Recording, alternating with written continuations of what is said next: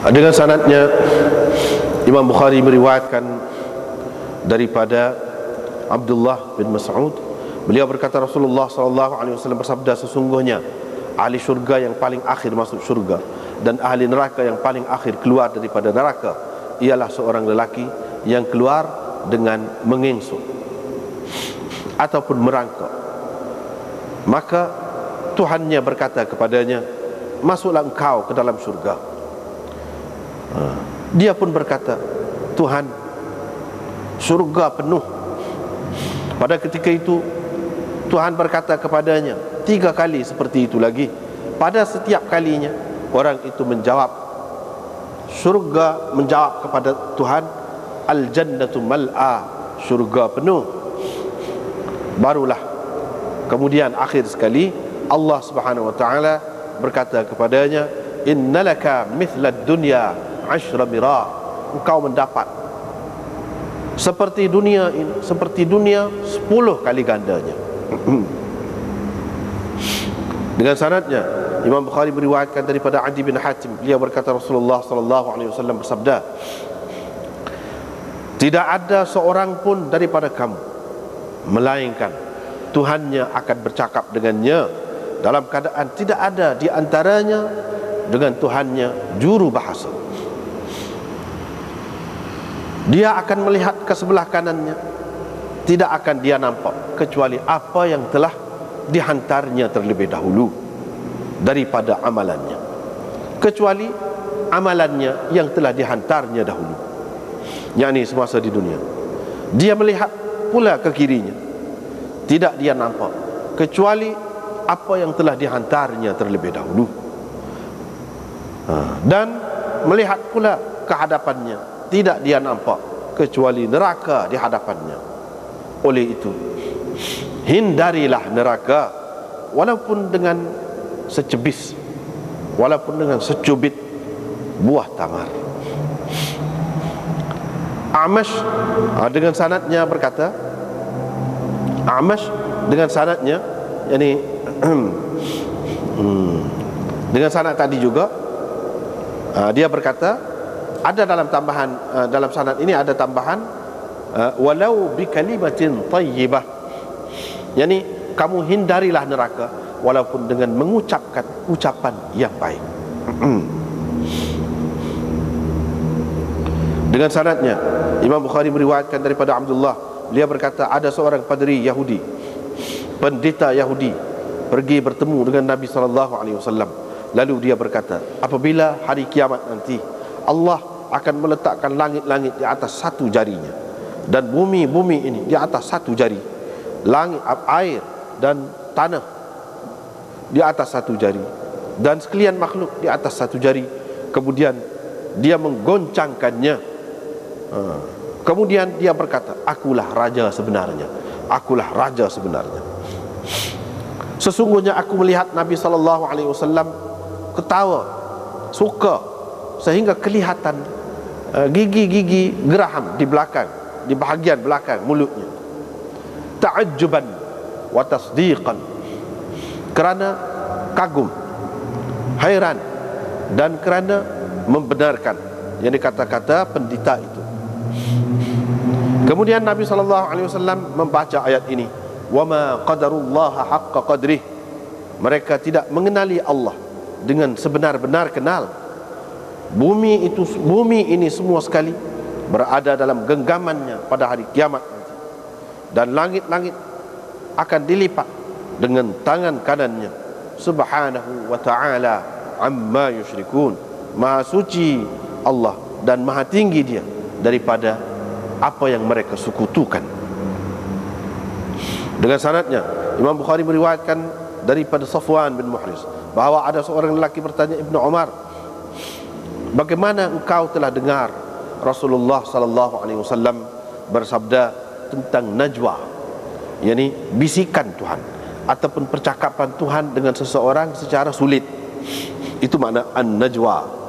Qala Ibnu Umar, Nabi SAW bersabda, ini kata Ibnu Umar, seseorang daripada kamu akan menghampiri Tuhannya, lalu Tuhan, sehingga Mana hampir, begitu hampir sehingga Allah meletakkan perlindungannya ataupun naungannya ke atas orang itu. Fayaqulu, lalu dia bertanya, adakah engkau telah melakukan begini-begini? Orang itu menjawab, ya. Tuhan bertanya lagi, adakah engkau telah melakukan begini-begini? Orang itu menjawab, ya. Allah Subhanahu wa ta'ala yuqarriru, membuatkan orang itu mengaku, yakni satu lepas satu. Kemudian dia berkata, sesungguhnya aku telah menutup kesalahanmu itu semasa di dunia, dan hari ini aku ampunkan untukmu kesalahan-kesalahanmu itu, dosa-dosamu itu. Kemudian Imam Bukhari mari sanad yang lengkap.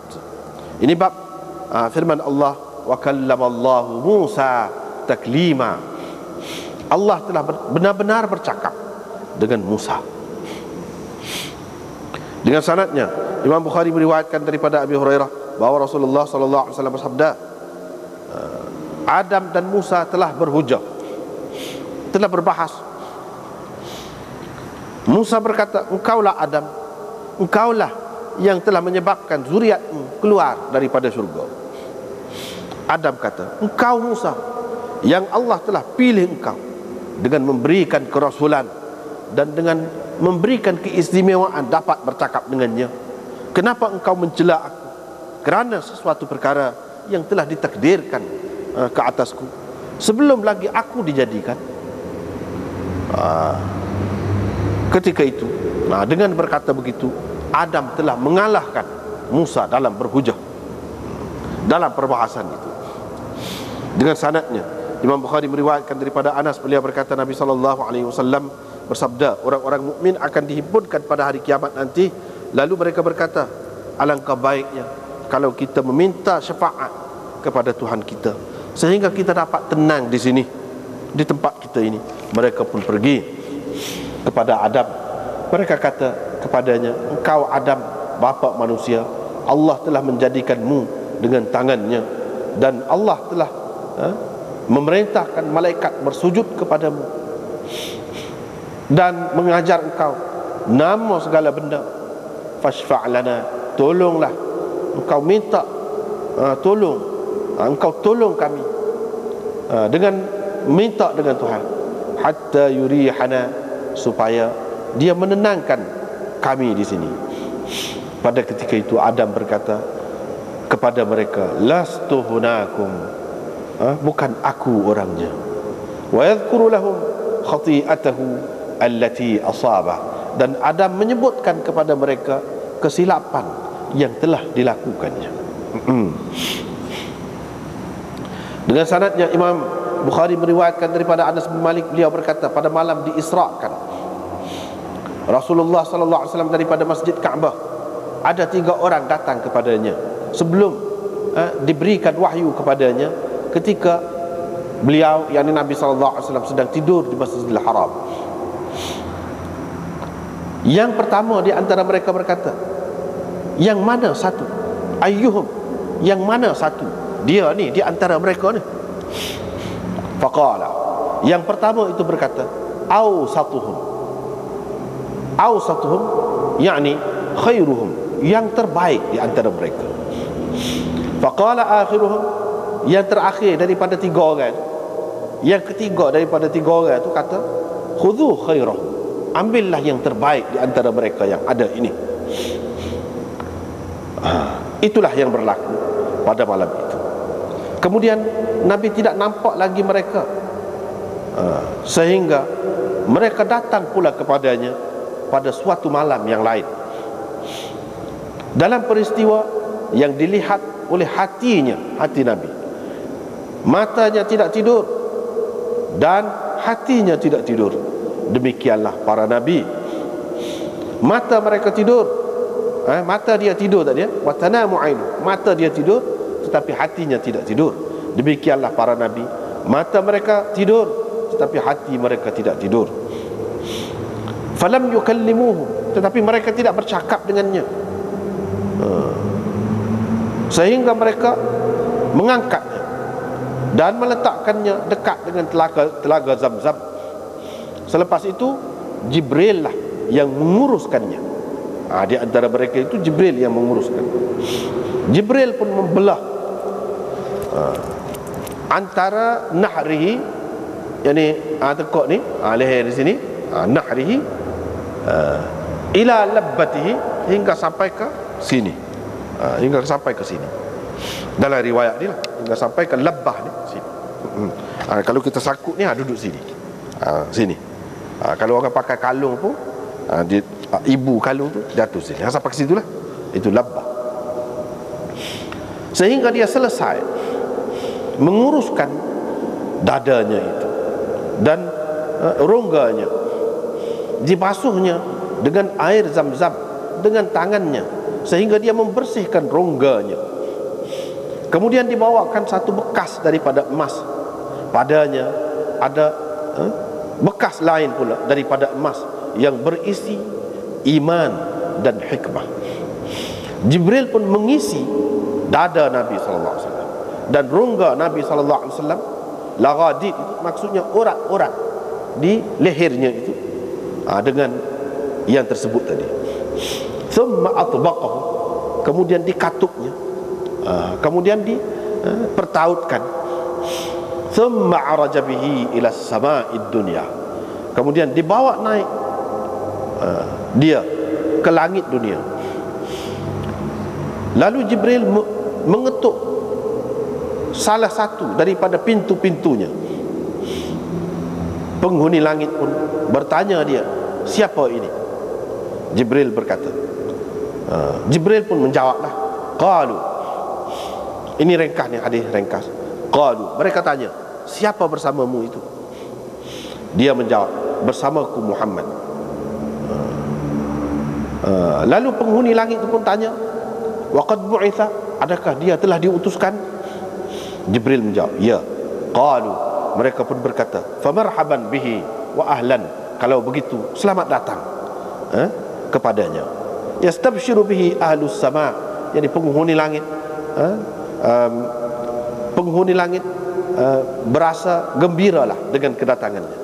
La ya'lamu ahlus sama', penghuni langit tidak mengetahui apa yang Allah kehendaki terhadap bumi ini, sehinggalah Allah memberitahu kepada mereka. Maka Nabi sallallahu alaihi wasallam mendapati pada langit dunia, langit yang pertama, Adam. Jibril pun berkata kepadanya, ini ayahmu, beri salam kepadanya.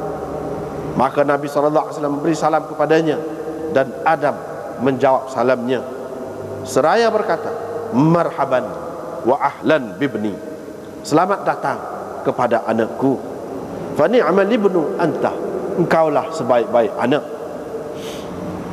Tiba-tiba didapatinya pada langit dunia itu dua sungai, yattaridan, dua sungai yang berlari mengalir. Faqala, Nabi sallallahu alaihi wasallam pun bertanya, sungai apa ini? Dua sungai. Jibril berkata, inilah Nil dan Furat. Unsuruhuma, puncanya, punca bagi kedua-duanya ini. Thumma madha bihi fis sama', kemudian Jibril membawanya pada langit itu. Nabi sallallahu alaihi wasallam pun mendapati sungai yang lain pula yang ada berhampiran dengannya, mahligai daripada lu'lu' dan zabarjad, ini daripada permata-permata yang sangat berharga. Fadaraba bi yadahu, Nabi sallallahu alaihi wasallam pun menyentuh dengan tangannya sungai itu. Fa idza huwa miskun azfar, didapatinya sungai itu wangi macam kasturi yang sangat-sangat wangi. Faqala, ma hadza ya Jibril, Nabi sallallahu alaihi wasallam pun bertanya, apa ini hai Jibril?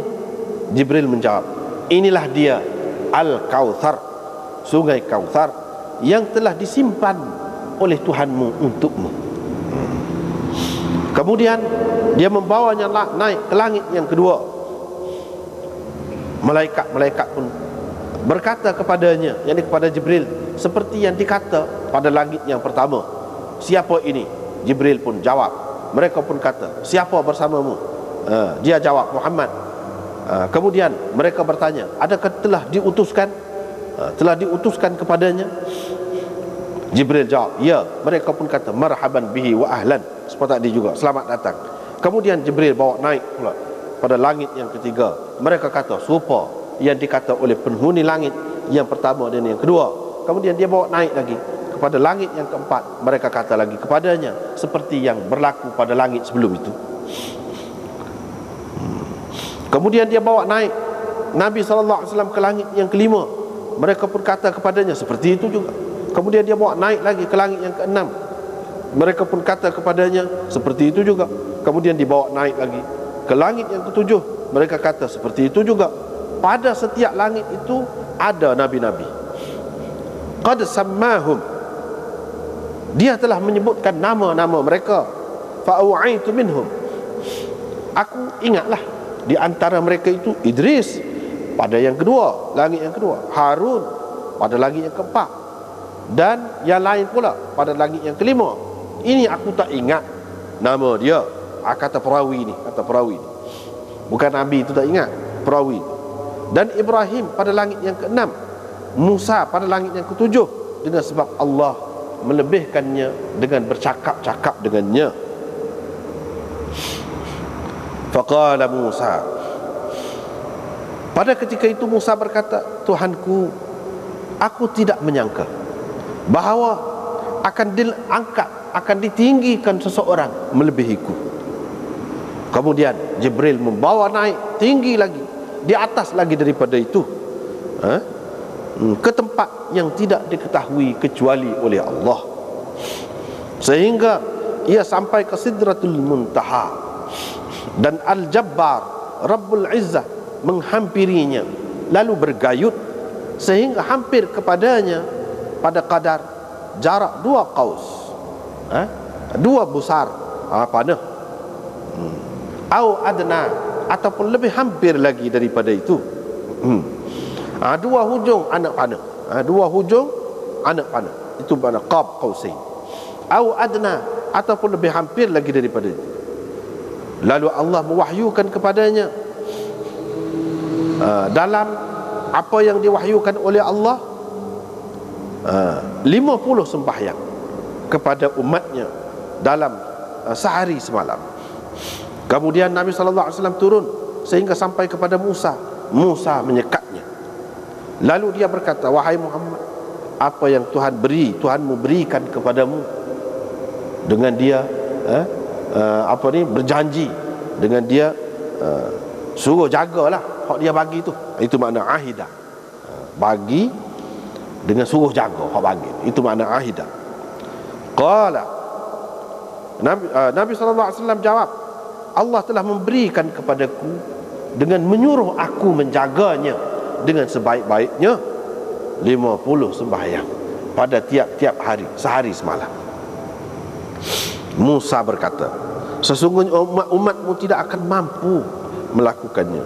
Kamu kembalilah, minta supaya Tuhanmu meringankanmu dan meringankan mereka, yakni umat. Nabi SAW pun berpaling kepada Jibril, seolah-olahnya dia meminta pendapat, Jibril berhubung dengan perkara itu. Jibril pun mengisyaratkan kepada Nabi SAW, memberi arti, ya, bolehlah kalau engkau mahu. Nabi SAW pun naik semula untuk bertemu Tuhan Al-Jabbar. Faqala, lalu dia berkata dalam keadaan dia berada di tempatnya, ya Rabbi, Tuhanku, ringankanlah daripadaku, ini kurangkanlah sembahyang itu daripadaku, kerana umatku tidak mampu melakukannya. Maka Allah SWT mengurangkan 10 sembahyang. Kemudian dia kembali kepada Musa pula. Musa menahannya pula. Begitulah terus Musa mengembalikannya kepada Tuhannya sehingga sampai kepada 5 sembahyang. Kemudian Musa menahan pula selepas 5 tu, Dia kata, wahai Muhammad, demi Allah, aku telah memujuk rayu Bani Israel, kaum aku, untuk melakukan yang lebih kurang lagi daripada ini, tetapi mereka lemah, mereka meninggalkannya. Umatmu lebih lemah lagi dari segi tubuhnya, hatinya, badannya, penglihatannya dan pendengarannya. Kerana itu kau kembalilah, minta supaya Tuhan ringankan semua itu. Pada setiap kali itu Nabi SAW berpaling kepada Jibril, semacam dia meminta pendapatnya. Wala yakrahu dzalika Jibril, dan Jibril tidak menunjukkan tidak senang, tidak suka kepada Nabi SAW. Farafa'ahu 'indal khamisah, Nabi SAW pun mengangkatnya pada kali yang kelima. Faqala, dia pun kata, wahai Tuhanku, sesungguhnya umatku ni lemah-lemah, tubuh mereka, hati mereka, pendengaran mereka, badan mereka. Fakhaffif anna, oleh itu engkau ringankanlah kepada kami ni. Faqala al-jabbar, barulah Tuhan berkata, ya Muhammad. Muhammad pun menjawab, labbaika wa sa'daik, ya saya. Qala, Tuhan berkata, innahu la yubaddalul qawlu ladayya, sesungguhnya ketetapan itu tidak boleh ditukar ganti lagi di sisiku, seperti mana telah kufardukan kepadamu dalam ummul kitab. Yang ini begitulah. Fakullu hasanatin, setiap kebajikan digandakan dengan 10 kali ganda. Fahiya khamsun, walaupun 5 ia menjadi 50. Dengan begitu ia menjadi 50 dalam ummul kitab, iaitu 5 kepadamu. Faraja'a ila Musa, Nabi SAW balik semula pergi jumpa dengan Musa pula. Musa pun kata, bagaimana engkau telah buat? Engkau telah buat mana? Faqala khaffafa anna, Allah telah meringankan daripada kami. Dia telah memberikan kepada kami dengan satu kebajikan yang dibuat 10 kali gandanya.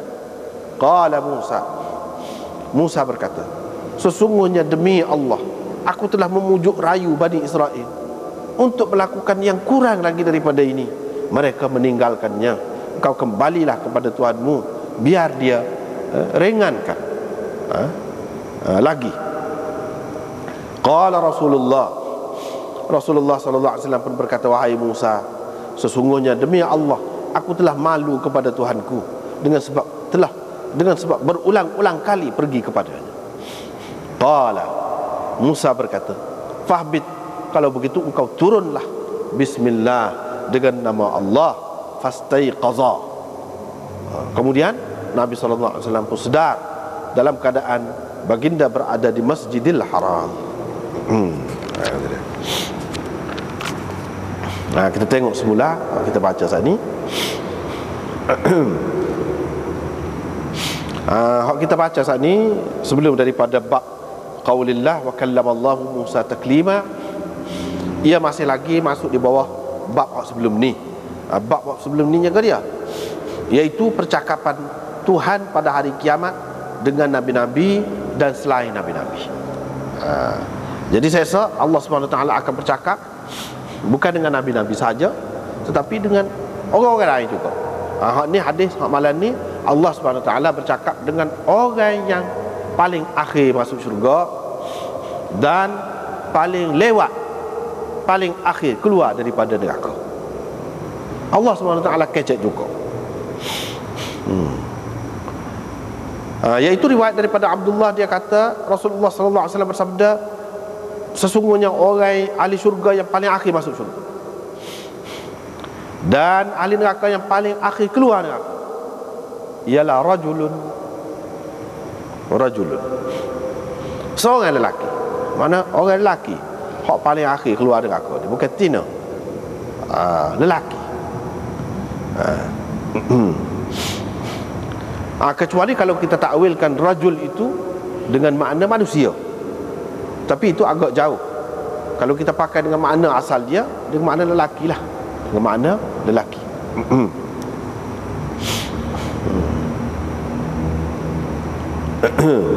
Sebab dalam bahasa Arab ni rajul itu kadang-kadang dengan makna orang.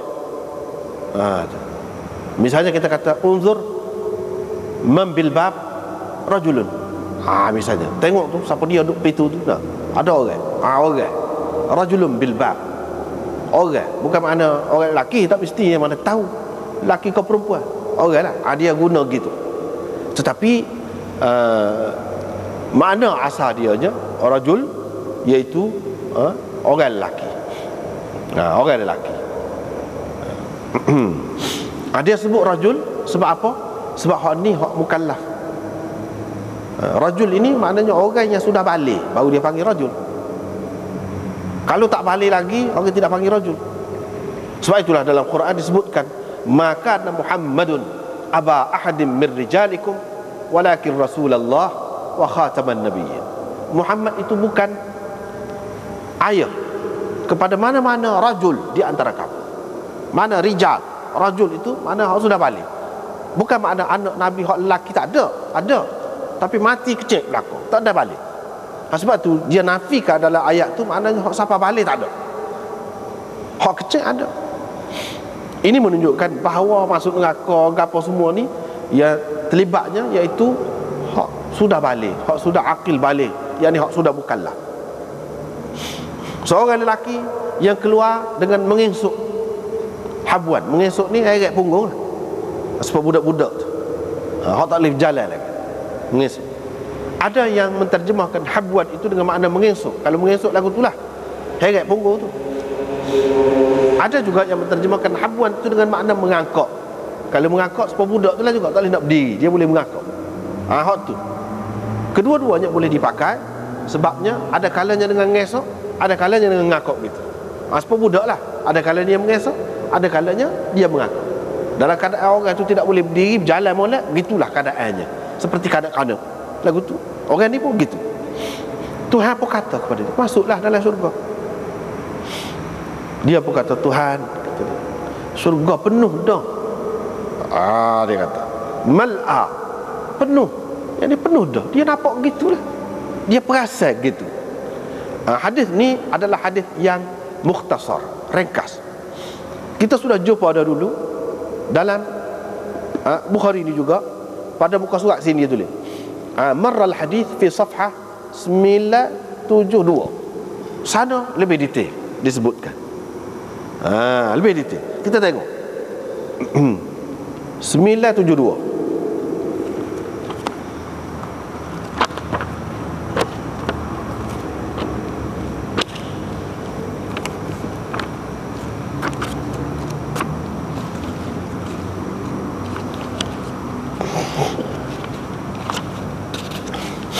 Ah, 972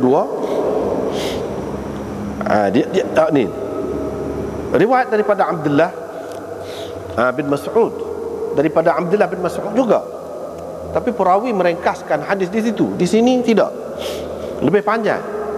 Dia sebut Tuhan pun kata pergilah masuk dalam syurga. Dia pun pergilah. Dia pergi. Fayukhayyalu ilaihi annaha mal'a. Dia berasa, dia perasan. Yukhayyalu ilaihi, dia perasan syurga ni macam penuh dah. Dia pun balik. Dia pun kata, aku dapati syurga telah penuh. Dia kata begitu. Tuhan pun kata pergi masuk dalam syurga tu. Dia pun pergi. Dia pun berasa lagu tu lah. Dia balik, dia kata lagu tu pula 2-3 kali. Akhir sekali Tuhan pun kata kepada dia, pergilah, engkau mendapat seperti dunia dan 10 kali gandanya. Dunia ni sebesar mana, seluas mana, 10 kali ganda tu lagi. Engkau dapat tu. Orang tu pun kata, taskharu minni, engkau memperolok-olok aku kan, engkau memperolok-olokkan aku kah Tuhan? Jadi sebut, engkau wak ngani, wak main aku kah? Dia kata, taskharu minni au tadhaku minni. Dia sebut, atau engkau nak jadikan aku ni sebagai bahan ketawa kau? Itu dia. Engkau nak suka kau kepada aku, jadi wak main-main lah. Wa antal malik, sedangkan engkau adalah raja yang sebenarnya. Di situ Ibnu Mas'ud kata, Aku tengok Rasulullah sallallahu alaihi wasallam suka sehingga nampak nawajid dia, gigi alik belakang. Mana tenganga? Nabi sallallahu alaihi wasallam suka tu tenganga. Nampak gigi alik belakang. Dan Nabi sallallahu alaihi wasallam kata itulah sekurang-kurang penghuni syurga hak paling rendahnya setara tu dia dapat. Hak paling rendah. Itu riwayatnya pada muka surat 972. Yang ni lebih terperinci lagi. Di sini kita tak sebut. Sebab apa ya dia kata Tuhan nak nganyi ke aku? Sebab bertiga kali dia perasan gitu. Begitulah keadaannya. Dia perasan begitu. Lepas pada tu barulah luahlah. Dah Tuhan bagi kepada dia begitu, dia luahlah.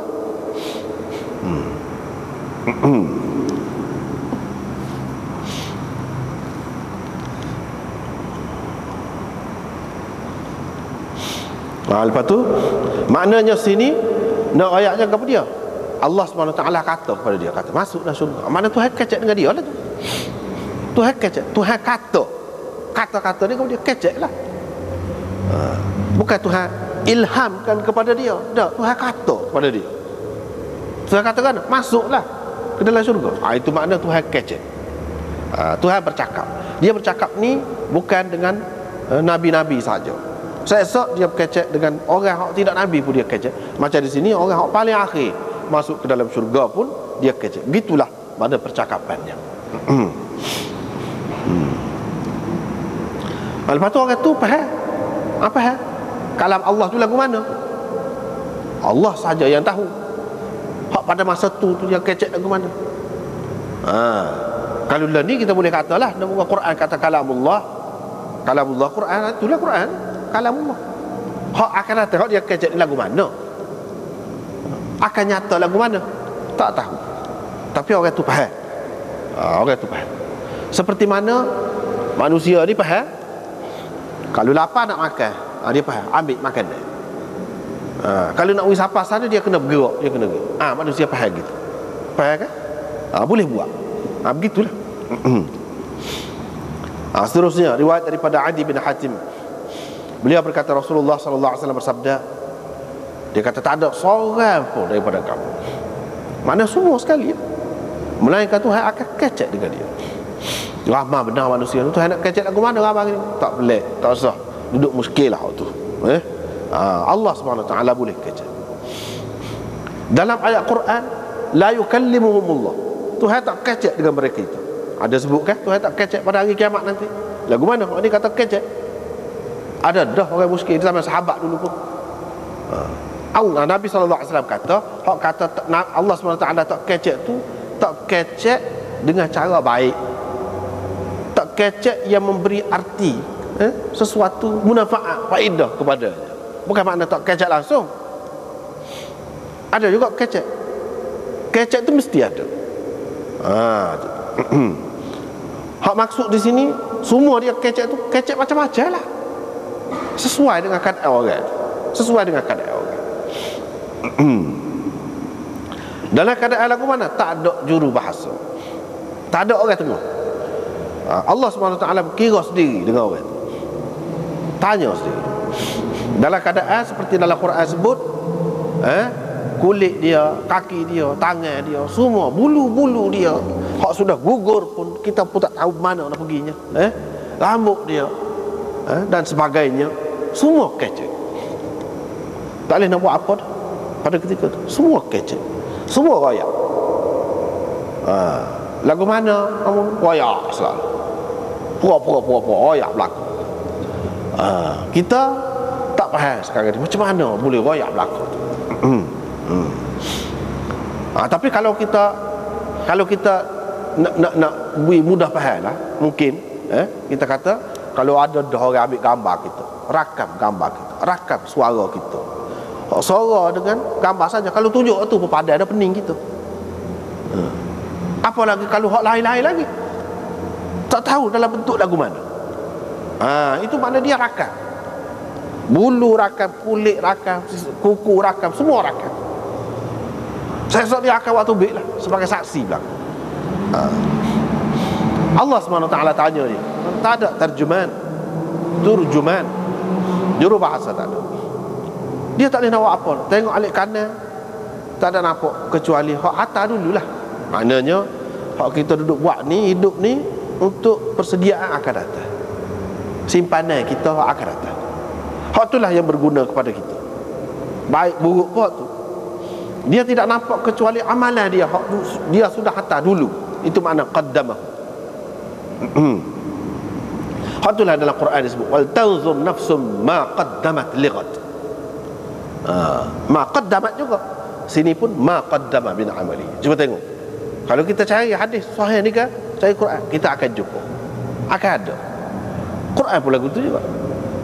Manusia ni kena mikir dalam Quran kan. Wal tanzur nafsun.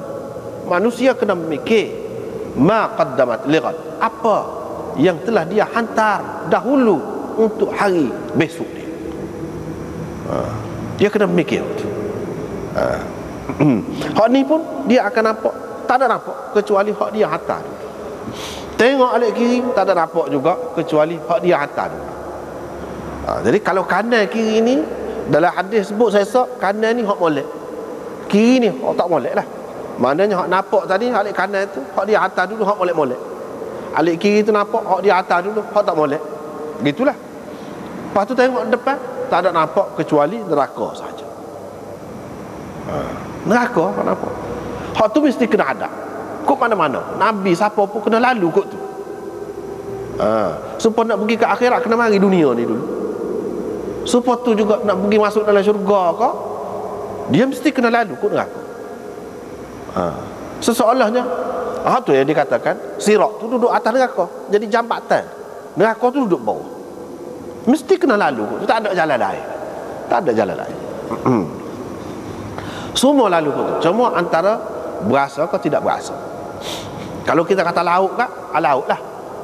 Cuma naik kapal ke, naik perahu ke, naik rakit ke, tak kira lah. Ataupun naik kapal terbang ke, dah lalu kot laut tu. Tak boleh pergi kot laut. Maknanya gitu. Kalau naik kapal terbang tu tak berasa sikit abuk lah. Super lah. Darat ke laut ke super, tak berasa lah. Tapi kalau naik rakit tu pak penat juga. Laut ni gelombang besar.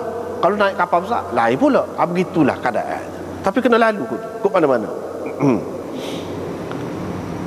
Nabi SAW kata kau dia raya usaha hak kita boleh buat semasa dalam dunia ni supaya kita tidak kena neraka, tidak kena selaran api neraka, bau neraka, panah neraka, wak dia, apa lagi masuk neraka, gapo dia. Fattaqun nar walau bisyiqqi tamrah. Hindarilah neraka. Ittaqu tu bukan makna takut, bukan makna bertakwa lah. Tidak makna bertakwa sama-sama. Ittaqu ni ada makna ittaqullah, bertakwalah kepada Allah. Hak ni ittaqun nar bukan makna bertakwalah kepada neraka. Dah. Tidak makna begitu. Ittaqun nar maknanya elakkan dirimu daripada neraka. Boleh. Neraka ni boleh dielakkan. Bukan kita tidak boleh elak. Betul kita akan berhadapan dengan neraka tu, tapi kita boleh mengelak diri daripadanya dengan cara lagu mana? Nabi SAW kata sedekah. Hak ni paling mujarab, paling berkesan, paling baik untuk menghindarkan diri kita daripada neraka. Tidak mesti banyak sedekah, walau bisyiqqi tamratin. Syiqqi tamrah ni bukan sebutir buah tamar. Sebutir tu cobek. Cobek sikit ambil abui. Setara tu pun boleh dah. Apatah lagi kalau banyak.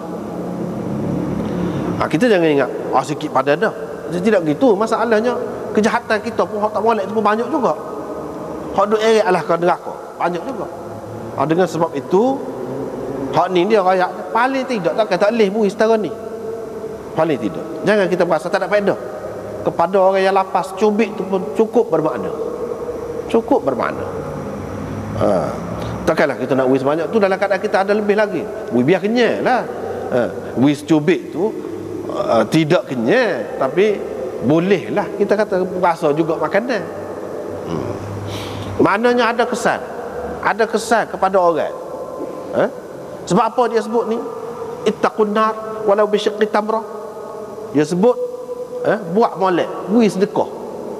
Sedekah ni maknanya kalau cukup orang ni cukup makan, dia tidak akan buat tak terkalu kira-kiranya. Kalau tidak orang boleh jadi curi, orang boleh jadi merampok, Orang boleh jadi macam-macam. Dengan sebab kita bui tadi, orang terhindar daripada benda-benda lain. Dia tu sendiri boleh masuk neraka, orang hak curi. Dan kita pun masuk neraka juga. Sebab apa? Sebab kita tak cara ke dia. Dan apabila dia buat gitu, banyak pula kesan hak lain. Misalnya dia curi, apa kesan kepada orang yang kena curi? Dia merokok, apa kesan kepada orang yang kena rokok? Ada kesan dia. Kesan tu hak buruk pun ada, hak molek pun ada. Kita tak tahu. Segala-gala yang akibat daripada dia tu kena dengan dia. Ada kena mengena dengan dia. Dengan sebab curi saat ni orang tu jadi sedih. Jadi sedih lepas pada tu belaga motor pula. Tak khabar belaga. Kalau tidak dia dalam keadaan segar molek kan, tidak berlaku gitu. Dia cacat pula. Semua orang tu tanggung. Sebab dia. Sebab dia. Artinya di sini kita membuatkan orang tu tidak melakukan sesuatu yang menyebabkan orang lain tu jadi huru hara. Orang lain tu jadi tak tentu hala. Sedekahlah yang paling utama kepada manusia ni. Manusia mana-mana pun makan. Hak tu nombor satu sekali. Kalau tak boleh makan, tak boleh wakil, tak boleh nak kecek, tak boleh nak berunding, tak boleh nak apa. Makan tu dulu. Sebab itu dia sebut ni. Lepas tu Amash dia mari dengan sanad satu lagi. Hak tadi juga dia ada tambahan sikit dalam sanad ni, walau bi kalimatin thayyibah. Walaupun kalau tak boleh buat orang lain, kecek molek tak boleh kau. Kecek molek tu pun boleh menghindarkan diri kita daripada neraka. Kecek molek lah ke mana? Tidak menyakiti orang. Tidak jenis cekik. Tidak jenis perli. Tidak jenis senda-persenda-sendakan orang, main, nganyi. Itu semua berkait dengan kecek. Tidak jenis tu. Kecek molek. Kecek molek tu besar juga makna dia. Supaya tadi juga, kalau orang tu curi, kesan dia tu besar. Orang buat jahat, kesan dia besar. Kesan kecek kesak ni pun, kecek tak molek ni pun besar juga. Tak cedera tidur kadang-kadang. Tak cedera tidur. Maka banyak pula akibat ni. Sebab tu dia tak bui kecek tak molek. Suruh kecek molek ni pun serupa dengan kita bui sedekah jugalah. Jadi menyenangkan hati orang, melegakan perasaan orang. Itu makna kecek tak molek. Kalimatin thayyibah, hak paling asasnya la ilaha illallah Muhammadur Rasulullah. Itu makna kalimat thayyibah. Mengucap tu lah, boleh terhindar daripada neraka. Mengucap tu kalau dengan ikhlas betul, terhindar daripada neraka. Katakanlah seorang tu dia kafir, dia mengucap lepas tu mati, tak masuk neraka dia. Kalau dia ikhlas molek, tak kena neraka tu, terhindar dia daripada neraka dengan kalimah thayyibah. Kalimah thayyibah ini juga kalau kepada orang yang mengucapkannya dengan penuh kesedaran, cukup bermakna. Mana dia mengaku hak Allah ajar tu semua dia nak ikut, hak Nabi ajar semua dia nak ikut, hak Allah larang semua dia nak berhenti, dia nak tinggal, tak saya buat. Hak Nabi larang dia nak tinggal belakang. Kalau dengan azab lagu tu, dengan bertaubat terhadap hak sebelum pada ni, terhindar juga dia daripada neraka. Sebab apa? Besar maknanya azab tu. Hak paling ringkasnya kalimah thayyibah, iaitu mengucap. Hak tu paling ringkas. Hak lebih lagi, ucapan yang baik, mengajar, mengajar orang, mengajar hadis, mengajar agama. Itu kalimah thayyibah, ucapan yang baik. Hak tu lebih tinggi lagi. Lagi kalau kita kata ucapan kalimah thayyibah, hak lain-lain lah. Ajaran-ajaran yang baik-baik, yang menyenangkan hati orang. Tidak mengajar kecek biasa je, tapi menyenangkan hati orang. Kalau kita menegak kecek molek, dengan pelanggan tu, jadi pelanggan jadi senang hati, tidak jadi sakit hati. Beli pun lagu tu juga, tidak menyakit hati dalam apa-apa perkara. Kalimah thayyibah, mana ucapan yang baik, hak tu boleh menghindarkan kita daripada neraka. Paling tidak, paling tidak, kalau tak boleh buat orang lain, hak tu. Sebab itulah Nabi SAW, dia ajaran Nabi kita ni, dia ada pilihan selalu. Gini, kalau tak boleh gini, gini. Sebab bukan semua orang boleh nak bagi sedekah. Hak sesak tu dia sendiri pun tak cukup nak bagi sedekah lah ke mana. Tapi kecek, tak boleh kecek molek. Kecek juga ya tak ya. Hak boleh tu. Hak sesak pun boleh. Dia dapat hasil kesan benda yang sama, iaitu terhindar daripada neraka. Terhindar daripada neraka. Tidak kata orang sesak tak ada harapan adalah hak tak boleh bagi sedekah, tak ada harapan adalah nak masuk syurga, nak terhindar daripada neraka, tak ada harapan. Tak. Semua kalau kita perhati Islam ni lagu tu. Hijrah lebih. Memang hijrah lebih. Semua orang boleh hijrah. Tak ada dah. Zaman Nabi sendiri pun tidak semua masa boleh hijrah. Apatah lagi zaman kemudian. Lagu mana nak dapat? Dia ayat al-muhajir man hajara ma nahallahu anhu. Orang berhijrah sebenarnya ada makna hijrah, iaitu orang yang meninggalkan apa yang Tuhan larang. Itu dia boleh pahala hijrah. Tidak kata kita tak boleh hijrah, tak dapat adalah kepada mana. Tidak gitu cara ajaran Islam. Dia mesti ada juga peluang. Hak jenis pahala jenis lagu tu dia dapat. Berapa banyak orang tak boleh pergi haji, tapi dia buat benda lain. Dalam hadis sebut pahala dia sebut buat haji. Mana boleh? Tidak kat nak pergi haji tu dia kena ada piti. Bukan semua orang ada piti. Kalau orang tak ada piti, tak ada peluang adalah tak dapat pahala haji. Tidak gitu agama kita. Dia mesti ada ruang-ruang yang boleh kita dapat juga pahala jenis tu. Jenis pahala haji, jenis pahala hijrah, jenis pahala sedekah, jenis dia dapat. Tetapi digalakkan kita supaya buat hak asal tu. Hak asal. Jenis-jenis lagu mana? Kalau kita kata jenis pitih lah. Hadiah tu jenis pitih. Hak pitih ni memanglah pitih, tapi tidak sama 10 juta dengan 10 ribu, 10 sen, 10 juga. Jenis pitih, tapi pitih. Jenis tu kita merasa. Jenis apa dia kita kata? Jenis makanan. Makanan tu tidak sama pula, tapi jenis makanan. Itu makna jenis tu. Bukan makna dah kita lagu tu boleh juga, kita tak payahlah buat. Tidak gitu. Dia tidak sama dari segi nilai tu. Kalau kita buat hak sebenarnya, sedekah hak sebenarnya, dia dapat jenis tu yang paling lebih, yang paling istimewa. Kalau pitih banyak. Bukan 10 sen, bukan 10 riyal dah. Kalau kita buat hak sebenar. Dengan sebab itu dalam Islam dia menggalakkan kita jadi kaya. Kaya untuk apa? Untuk buat sedekah. Kaya untuk apa? Boleh pergi haji, menunaikan ibadat rukun itu. Sebab apa? Apabila kita buat hak tu, kita dapat pahala dia hak sebenar, hak tu, hak standard, hak asal. Hak tu lah yang digalakkan. Tapi kalau tak boleh juga, jangan rusing. Daripada jenis pahala tu akan dapat juga kalau buat benda lain. Dia royak lah. Benda lain tu lah macam sini. Dia royak. Dengan ucapan yang baik, boleh juga dapat hak jenis ni. Tapi setara mana dapatnya, kita tak boleh kata lah. Takkan kita nak kata serupa dengan hak nu. Hak nu dia bagi piti lagi, sedekah lagi, kecek pun kecek molek juga, takkan sama. Takkan sama. Nah itulah dia ada lebih kurang dalam agama ni. Dia ajar lebih kurang tu tak boleh lari dah. Lebih kurang. Itulah Nabi SAW ajar membaca gini-gini, tasbih 33 lepas sembahyang. Membaca gini. Kamu demo tu buat sedekah, buat kebajikan banyak gitu gini, kita tak boleh lagu mana. Nabi kata, kamu baca hak ni, kamu akan dapat. Hak kamu tak boleh buat ni, hak dia boleh buat, kamu akan dapat. Demo nu hak kaya asal ni tahu pula. Nabi SAW ajar lagu ni, dia pun baca lagu tu juga. Apa-apa ni hak sesak dia pergi royak ke Nabi. Lagu mana? Waktu dia boleh sedekah lagi, dia boleh buat begitu gini kebajikan dah. Lepas tu dia baca pula dah Rasulullah ajar kepada kami ni. Lagu mana? Nabi SAW kata itulah kelebihan yang Allah SWT nak bagi kau orang. Tak ada apa dah lah.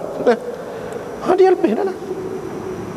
Bermaknanya kok mana-mana pun tak boleh, dia kena usaha juga dapat hak tu, barulah sama.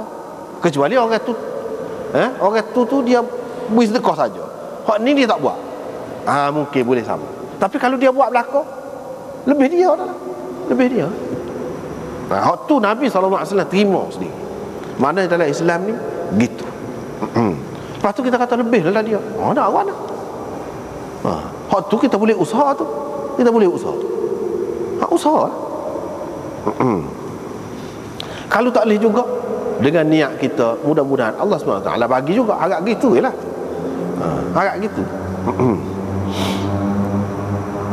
Lepas pada tu,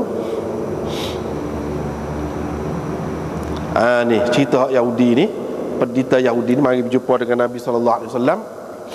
Sudah berapa kali dah kita jumpa hadis ni. Sudah berapa kali dah. Hak ni hak rekah. Dia pergi royak pada Nabi. Tuhan letak atas jari dia, satu jari dia langit-langit, bumi dan gini-gini dia. Kemudian dalam hadis disebut, aku tengok Nabi SAW ni suka sampai nampak kelihatan nawajid. Nawajid ni gigi hak bahagian di belakang. Ini menunjukkan bahawa Nabi SAW ni ada suka terbuka mulut, tenganga tu, bukan tak ada.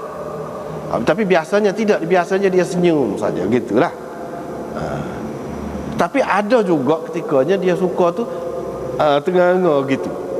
Tenganga tu apa yang nampak gigi di belakang, pasal gigi dia tu cerah, putih. Jadi nampak lah gitu. Bukan dia duduk nganga lama tu. Maksud dia nya suka tu siapa nampak di belakang, menunjukkan tak apa. Tapi jangan jadikan sebagai tabiat lah. Sebagai tabiat tu kena ikut cara Nabi lah. Mana ada ketikanya gitu. Ta'ajjuban wa tasdiqan, kerana heran dengan kata-kata dia tu, kata-kata pendeta itu, dan kerana membenarkan. Apa yang dia suka gitu semua tu? Kerana dia heran apa? Dan kerana dia membenarkan. Mana betul dah lah gitu. Hak ni dulu pun kita sudah jumpa dah, baca dah dalam hasyiah tu. Sini dalam hasyiah dia tulis pula. Sebab apa takut? Tak tengok dah. Sedangkan benda ni benda mustahak. Cuba kita perhati.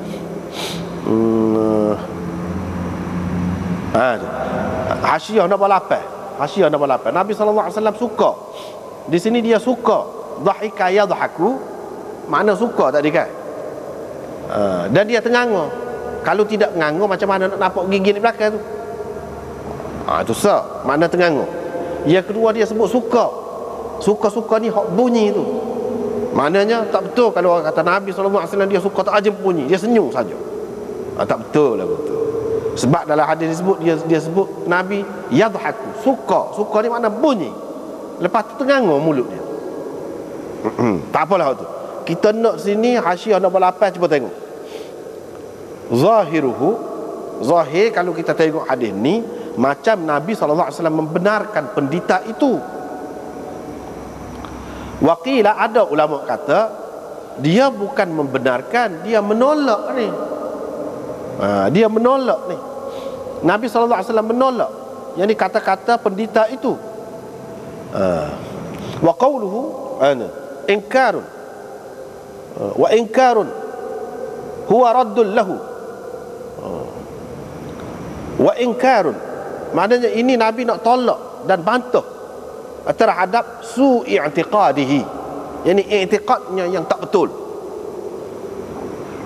Kerana mazhab ataupun pegangan orang Yahudi ni, dia tajsim, dia mujassimah. Dia orang Yahudi ni kepercayaan dia Tuhan ni berjisim. Jadi bila kata jari tu kat jari, sepuluh jari manusia lah. Gitu jadinya.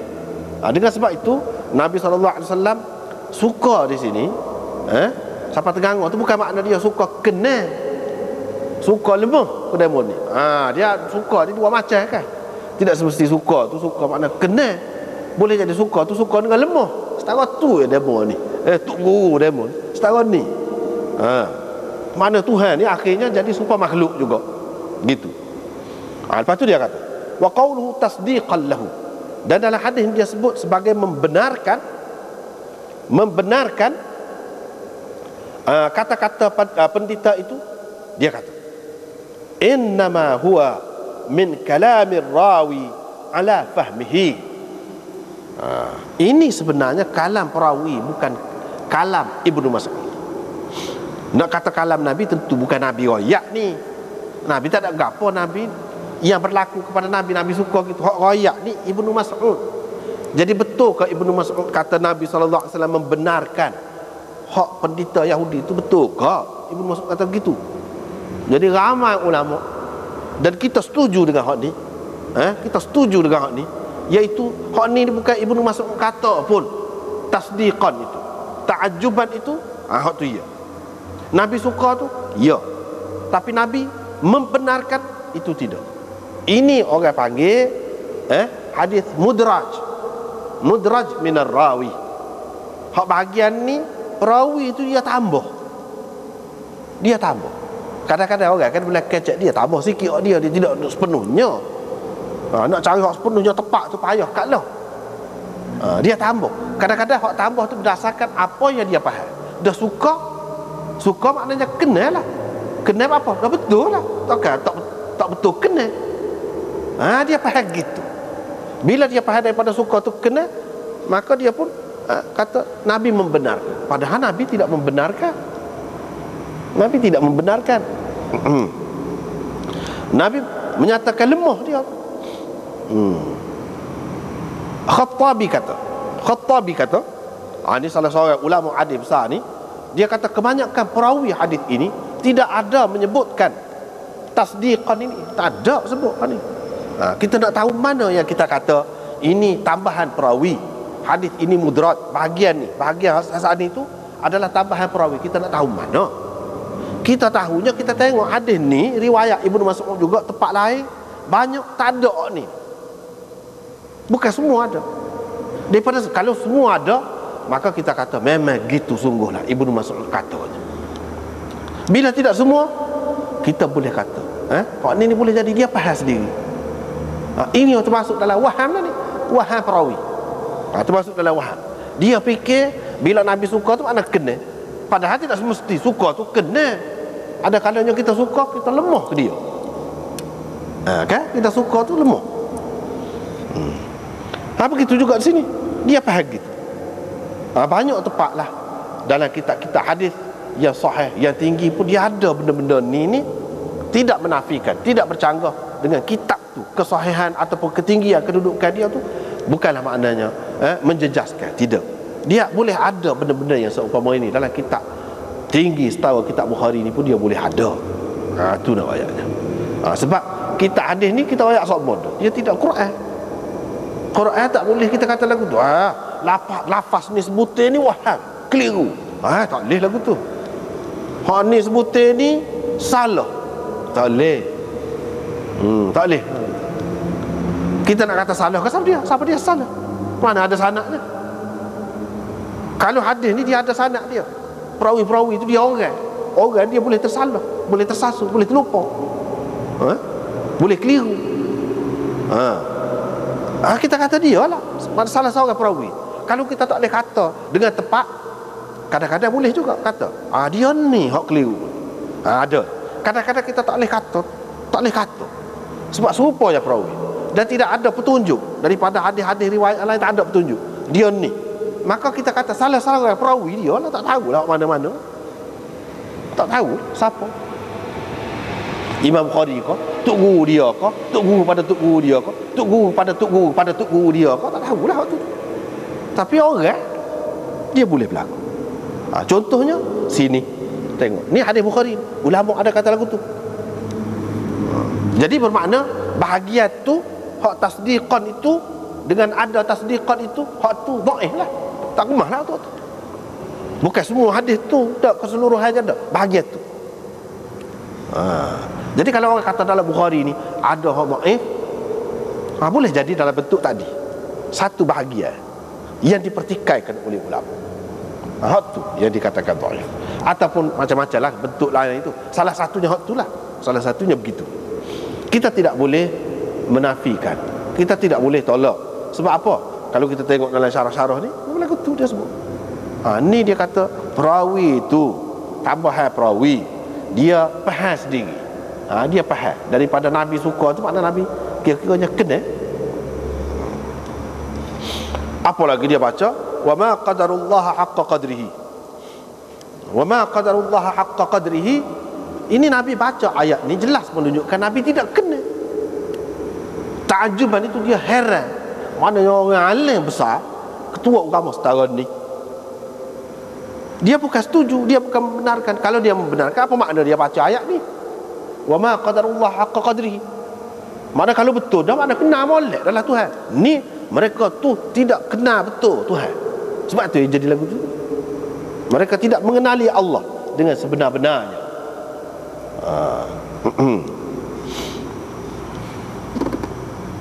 Bagi kita terima hak ada dalam Quran, hak ada dalam hadis yang sahih, dia sebut tentang Tuhan ni lagu mana kita terima, tetapi tidak serupa dengan makhluk. Walau bagaimanapun kita tak boleh kias, tak boleh kata dia ada tangan, kalau kita sebut jari apa-apanya, tak boleh lagu tu. Ada dia suka, bila kata suka kita kata nampak gigi dia, tak boleh lagu tu. Suka apa? Sekat dia kata suka. Tuhan suka, tapi tidak serupa dengan makhluk. Jangan kita tambah dah suka, nampak lagi gigi, tak boleh kata lagu tu. Salah. Tapi puak-puak Yahudi ni dia buat gitu. Hak asalnya memang ada. Sebut Tuhan ni suka, dia tambah. Sehingga jadi Tuhan ni seperti makhluk. Cara lagu tu tak betul. Macam ni, bumi ini semua sekali di dalam genggamannya, qabdatuhu yaumal. Tuhan sebut genggaman. Tapi genggaman dia tidak serupa genggaman kita. Tak ada sebut pula dalam kita ni serupa dia sebut tu. Hak ni bumi duduk atas jari ni, langit duduk atas jari ni, tak ada. Tak ada sebut lagu tu. Tak ada sebut.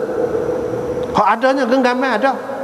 Tapi kita tidak kata genggaman tu seperti makhluk. Dan dia kata ada genggaman. Tengok, satu sifat dia. Yang kita tidak tahu hakikatnya. Kita serah ke dia. Dialah lebih mengetahui tentang sifatnya itu. Apa maksud genggaman? Dia sebut yamin, tangan kanan. Tapi tangan kanan ni sebab kita ada kanan kiri. Tak. Tapi dia sebut kanan. Kalau tidak kita nak terjemah mana yamin? Kita nak terjemah mana? Yamin tu nak terjemah mana? Dalam bahasa Arab, asalnya yamin makna tangan kanan. Kita terjemah tangan kanan, tapi tangan kanan tidak serupa dengan makhluk. Tangan kanan ni maksudnya dia nak menggambarkan sifat dia, satu sifat. Supaya orang mudah faham. Satunya tak saya tahu. Serah ke dia kata tangan kanan. Kita tak tahu hakikat. Dia saja yang tahu. Ini adalah sifat dia. Satu lagi dia kata tangan kanan tu dia nak royak lazim bagi tangan kanan. Itu dia. Tangan kanan ni bukan tangan kanan. Tangan kanan ni kita takwil dengan lazim dia. Lazim dia tu apa dia? Kalau orang belajar ilmu mantik dia faham. Tangan kanan ni dia tunjuk kepada kuasa, kekuatan. Kekuatan itu adalah makna lazim bagi tangan kanan. Makna lazim. Orang panggil dalalah iltizamiyah. Sebab kita sebut buta. Nampak ke dia? Buta ni buta lah. Celik tu lawan dia. Tapi bila sebut buta kan kita nampak kan celik? Orang tak buta nampak kan? Tapi makna buta tu celik ke? Tak. Tidak makna celik. Tetapi celik itu adalah sesuatu yang mesti dipahami baru faham buta. Supaya gelap, cerah. Gelap tu makna cerah ke? Tak. Tetapi cerah itu adalah sesuatu yang mesti dipahami bila kita faham gelap. Gitu. Lazim dia. Lazim, sesuatu yang mesti ada. Kalau tidak kita tak faham cerah. Kalau kita tak faham gelap, mesti ada gelap, cerah. Bila kita sebut gelap, mesti ada cerah. Mesti kita faham dah cerah tu gelap. Cerah itu sesuatu yang lazim bagi gelap. Begitu. Sesuatu yang lazim bagi tangan kanan. Kalau kita umum dalam dunia, tak kira dunia mana, bangsa mana, semua Tuhan buat hak lebih kuatnya manusia ni tangan kanan. Ada orang lebih kuat tangan kiri, tapi hak tu minoriti. Sikit hak tu hak lebih kuat umumnya kanan. Tak kira bangsa mana, kafir Islam pun tanya lah, mana kuat, tangan kanan ke tangan kiri? Kalau kita kira bilang, mesti lebih hak tangan kanan. Tak ada satu bangsa tu dia semua kuat tangan kiri dia. Tak ada lagu tu. Ataupun lebih ramai tangan kiri dia kuat. Tak ada. Orang kita kata kena penumbuk kanan. Kalau penumbuk kiri ni kena koh-koh slow-slow je. Mana tak kuat sungguh. Tapi kalau penumbuk kanan, maknanya kuat lah tu. Makan ring kuat benar lah tu. Begitu juga dia kata bila Tuhan sebut tangan kanan, maksudnya kekuatan dia yang luar biasa. Kekuatan dia, kuasa dia yang luar biasa. Gitu maksud dia. Itu takwil lah tu. Takwil tu mengikut khalaf. Mengikut khalaf. Langit-langit dekat yang besar ni, alam semesta yang Allah SWT buat ni, dia lipat. Lipat dia sebut dengan tangan kanan je. Dengan tangan kanan je. Tapi tangan kanan itu, kalau kita kata tangan kau, tak. Dia kata sesuatu yang lazim bagi tangan kanan. Bila kita sebut tangan kanan, kita nampak kekuatan yang lebih daripada tangan kiri. Itu maksudnya. Kalau kita manusia ni untuk mengangkat apa-apa, untuk buat kerja apa-apa, orang buat kerja dengan tangan, orang tidak buat kerja dengan telinga, dengan kaki kau, tak. Tangan. Apa tangan ni hak mana lebih kuat? Kuat kanan, bukan kiri. Bukan kiri. Kalau nak melipat kain, kau nak melipat apa, kau melipat dengan tangan, bukan melipat dengan kaki. Kecuali kalau hak tak ada tangan. Tak ada tangan, tak sempurna pula. Tak sempurna pula. Di sini maksudnya tangan kanan. Maksudnya nak ayatnya kerja tu kerja besar. Main-main tak boleh. Allah SWT pun dia gunakan, dia tunjukkan sifat dia yang kuat. Sifat dia yang kuat. Bukan sifat dia dak lagu tu. Allah SWT tak ada sebut tangan kiri dia. Tak ada. Tangan kanan ada sebut, tapi tangan kiri tak ada. Tangan kiri tak ada sebut. Dengan sebab itu kita kata kanan dia tu tidak serupa kiri. Tidak serupa tangan manusia ni. Mana bila sebut kanan mesti ada kiri. Tak. Tuhan tak ada pernah sebut tangan kiri untuk dia. Tak ada. Bermakna dia kuasa dia tu serupa tangan kanan. Kita kata kuat semata-mata. Tak ada lemah, sudut lemah. Kalau kita kan ni lebih kuat, ni kurang kuat, boleh kita banding gitu. Tuhan tak. Tapi dia sebut untuk kita faham. Dia sebut yamini. Kalau kita tidak terjemah tangan kanan, kita nak terjemah mana? Mana orang Melayu kata yamin tu ke dia? Tuhan lepak dengan yaminnya. Pas yamin tu ke dia? Begitulah. Kemudian riwayat daripada Safwan bin Muhriz, ada orang tanya Ibnu Umar tentang Najwa. Najwa tu lagu itulah Allah SWT melimpahkan rahmat dia kepada seseorang di akhirat sesok pada mahsyar. Dia cerita pada mahsyar ni. Ni cerita pada mahsyar. Akhirat ni pada mahsyar ataupun surga neraka. Ni pada mahsyar. Kira-kiranya kalau orang lain nak tahu pun boleh. Tapi Tuhan tutup. Tuhan tanya dia seorang sama seorang, mu ada buat gini ni? Ada. Mu ni ada buat? Ada. Ngaku belaka. Lepas tu Tuhan kata, dalam dunia dulu kan tak ada orang tahu kan? Tak ada orang tahu. Ada juga benda yang kita buat ni orang tak tahu kan? Tak tahu tu makna Tuhan tutup dah tu. Tuhan tutup. Aku tutup untuk kamu dalam dunia dulu, sehingga orang tak ada siapa tahu. Hari ni aku tutup pula. Ada juga orang yang Tuhan tutup dalam dunia ni, akhirat saya tak tutup. Malu besar lah. Sebab dalam dunia orang nampak juru. Sebenarnya tidak begitu. Tuhan tak tutup, nampak nyanyi lagu tu. Ni tak. Tuhan kata hari ni aku ampunkan pula kepada kamu. Jadi tak ada siapa dia tahu tu. Habis cerita gitu, tak ada siapa dia tahu cerita tu. Cerita kita buat tak molek gitu. Hak dia sebut, dia duk tanya ni hak tak molek lah tu, yang menyebabkan jadi kawan tu rusing. Sudahlah sekali ditanya benda lagu ni. Tahu-tahu dia kata hak dulu orang tak tahu, sini pun tak ada siapa dia tahu. Aku tutup belaka, masuk surga. Kalau boleh setara ni pun rahmat dah kita ni kan. Besar dah kelebihan tu. Kalau boleh setara ni. Lepas tu Imam Bukhari buat mari. Qala Adam haddatsana Syaiban qala haddatsana Qatadah qala haddatsana Safwan an Ibnu Umar. Apa Imam Bukhari buat mari lagu tu? Wa qala Adam, dia kata Adam kata. Apa Imam Bukhari buat mari gitu? Sebab tadi Imam Bukhari ambil daripada Musaddad. Qala haddatsana Abu Awana an Qatadah. Imam Bukhari kata wa qala Adam. Apa dia kata wa qala? Dia tidak kata haddatsana sini. Mana dia ambil daripada guru dia Adam ni secara mudzakarah. bukan secara rasmi menerima hadis. Dok. Bila-bila kecek gitu tu dia Adam ni ada sebut. Gitu. Itu orang panggil secara mudzakarah. Imam Bukhari kalau dia nak royak hadis tu dia ambil secara mudzakarah, dia kata qala.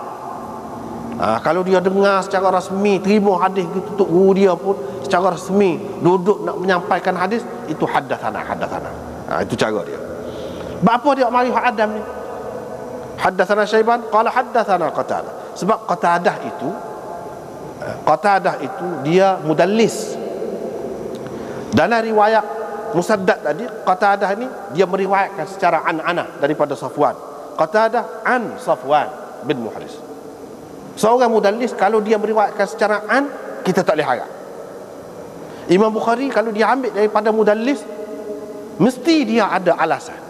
Mesti dia tahu ada satu jalan riwayat yang lain yang menyebutkan orang tu, mudallis itu sebut tahdits. Misalnya sini, Qatadah qala haddatsana Safwan, haddatsana Safwan. Maknanya Qatadah ni tidak ambil secara an-anah daripada Safwan. Tadi dia ambil secara an-anah. Secara an. Sedangkan riwayat dengan an ini boleh jadi dia tidak ambil langsung daripada Safwan. Ada orang lain tengok. Bermakna mungkin putus sanad, tidak sebut satu orang tengok. Di antara Qatadah dengan Safwan tu ada orang lain yang tidak disebut oleh Qatadah. Sebab mudallis ni dia rajin kadang-kadang dia tak sebut orang tengah tu. Sebab dia tak sebut tu, sebab orang tengah tu lemah sikit. Kalau lemah, hadis tu jadi lemah. Dia tak sahih lah, dia nak suruh hadis dia kuat. Tetapi dia nak ceritanya Qatadah ni bukan lagu tu. Sini dia ada ketika dia kata haddatsana. Maknanya betul-betul dia dengar Safwan tu cerita kepada dia. Hak tadi dia kata an itu salah satu bentuk cara meriwayatkan hadis. Begitu saja. Bukan bermakna dia tidak dengar secara langsung daripada Safwan, bahkan melalui tarik Adam ini dia dengar secara langsung daripada Safwan. Bermakna ihtimal inqita'. Kemungkinan hadis ini sanad dia putus tak ada dah sekarang. Itu sebab Imam Bukhari mari waqala Adam tu dia nak ayatnya Qatadah memang dengar daripada Safwan, bukan dia tak dengar. Tu tujuannya. Lepas tu kita baca panjang tadi kena berhenti sekat tu. Wallahu a'lam.